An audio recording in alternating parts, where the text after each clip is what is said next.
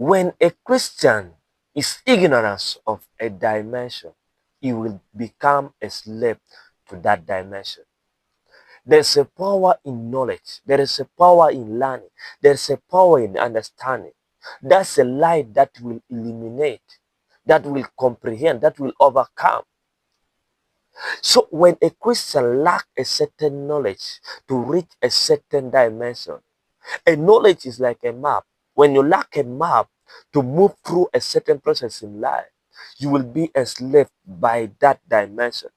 So a believer, if you want to set yourself free, put yourself firm and start understanding the word. Start growing into the word.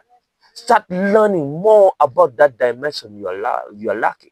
If you are having issue facing financial crisis, start learning. Equip yourself. Understand that dimension, because you cannot fight a battle you don't know.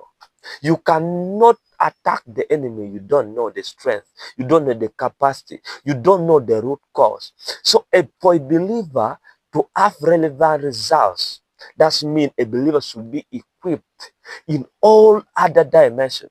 The reason why is not that God is not working in your life, but the reason why you're not seeing results because you are lacking knowledge. The Bible says that my people perish due to lack of knowledge. If you had known the idea, the knowledge, the insight, the mystery, the wisdom pertaining such a thing, you will have opportunity to obtain the results that you have been waiting for. The enemy will take the advantage of the gap in that knowledge and he will plant. The Bible says that when they were asleep, the enemy came and planted a seed. That means your ignorance cannot make you be vigilant enough to understand what kind of system is operating in your life at a certain moment. So a believer should try to equip. Look at the dimension lacking in your life. Look at the dimension you are really missing and pay attention to learn the principle, the basic, the process, and allow the Lord to work in your life.